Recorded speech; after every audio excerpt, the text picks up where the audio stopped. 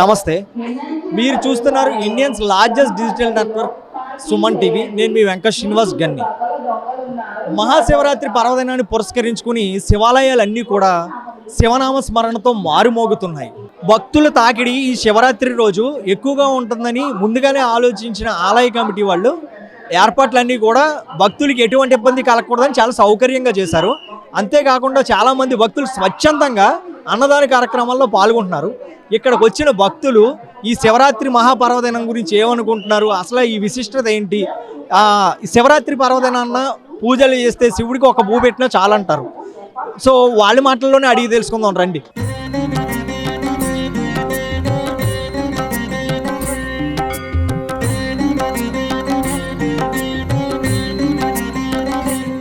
దర్శనం చాలా బాగా జరిగింది.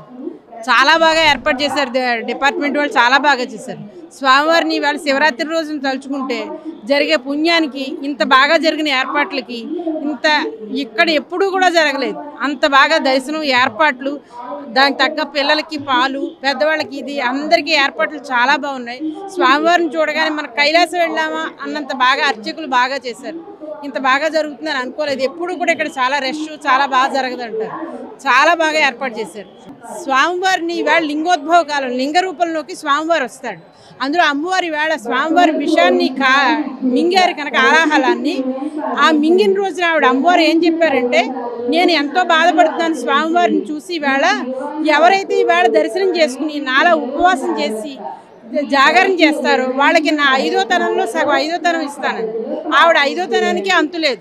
మళ్ళాంటి వాళ్ళందరూ దర్శనం చేసుకుంటే ఆవిడ 5వ తనం అష్టైశ్వర్యాలు ఇస్తానని. అంతకంటే కావాల్సింది ఏముంది? తర్వాత ఈ వేళ దర్శనం చేసుకున్న వాళ్ళకి ముక్తిని ఇస్తానండి. ఇంద్రుడి పదవిని ఈ వేళ ఏదైనా దానం చేస్తేట ఇంద్రుడి పదవి వస్తుందిట. స్వామివారి నెత్తి మీద ఒక చిన్న మల్లె పువ్వు కానీ, జిల్లేడు పువ్వు కానీ ఏది పెట్టినా సరే 1 సంవత్సరం ఇంద్ర పదవి వస్తుంది. ఒక్క పువ్వు పెడితేనే.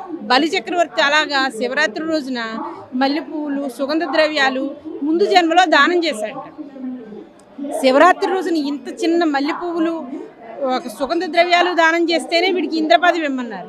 ఆయన ఏం చేశాడు, ఇంద్రుడి దగ్గరికి వెళ్ళిన తర్వాత ఓహో దానంలో ఇంత గొప్పతనం ఉందా అని ఈయన ఒక చక్రవర్తిగా ఇమ్మని అన్నారు. శివరాత్రి రోజున చేసిన దానాన్ని, ఓహో ఇంత గొప్పతనం ఉందా దానానికి, ఈవేళ శివుడి మీద ఒక్క పువ్వు పెడితే ఇంత గొప్పతనం ఉందా అని చెప్పేసి అప్పటి నుంచి దానానికి ప్రతీకగా బలిచక్రవర్తి ప్రతిదీ దానాన్ని చేయడం మొదలుపెట్టాడు.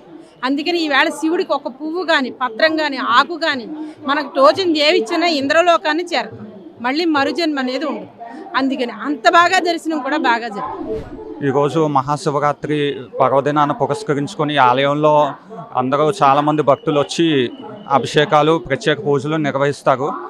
మా అందరికీ ఈ గుడి అంటే చాలా నమ్మకం. ఇది కోటిలింగాల గుడి, రాజమండ్రిలోనే ఒక శివాలయం అన్నమాట. ఇక్కడికి ప్రతి సంవత్సరం వచ్చి నదీ స్నానం ఆచరించి పూజలు, అభిషేకాలు అన్నీ చేయించడం జరుగుతుంది. ఈరోజు కూడా ఏర్పాట్లన్నీ అరిగల బాబు గారు చాలా మంచి ఏర్పాట్లు ఇచ్చారు. ఓం నమ శివాయ. అందరికీ నమస్కారం. ఇవాళ దక్షిణ కాశీగా పేరుగాంచినటువంటి రాజమండ్రి కోటిలింగాల క్షేత్రంలో మహాశివరాత్రి ఉత్సవాలు రాత్రి 1 గంట నుండి అభిషేకాలతో ప్రారంభమయ్యాయి. ఇప్పటి వరకు సుమారు 15,000 మంది స్వామిని దర్శించుకున్నట్టుగా మా అంచనా. సాయంకాలానికి ఇంకొక 25,000 మంది దర్శించుకుని స్వామివారి ఆశీస్సులు పొందుతారని మేము భావిస్తూ ఉన్నాము. ఇవాళ ఇక్కడ వచ్చినటువంటి భక్తులకి ఏ రకమైన ఇబ్బందులు లేకుండా అన్ని ఏర్పాట్లు అధికారులు మేము కలిసి చేయటం జరిగింది. అలాగే అదేవిధంగా గోదావరి రేవు కూడా పరిశుభ్రంగా ఉంచడం వల్ల అక్కడ కూడా భక్తులందరూ కూడా విజయవంతంగా స్నానాలు చేయటం జరుగుతుంది.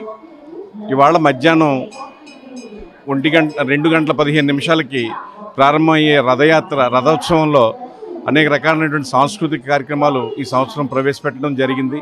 వీళ్ళందరూ కూడా అదేవిధంగా రాత్రి 12 గంటలకి లింగోద్భవ కాలంతో ఈ మహాశివరాత్రి ముగుస్తుంది. అదేవిధంగా ఎల్లుండి ఆదివారం నాడు అమ్మవారికి, అయ్యవారికి శ్రీ పుష్పోత్సవంతో ఈ శివరాత్రి మహోత్సవాలు పూర్తవుతాయి. అంచేత ఈ కార్యక్రమాలలో భక్త మహాశయులందరూ విశేషంగా పాల్గొని జయప్రదం చేస్తారని భావిస్తున్నాం.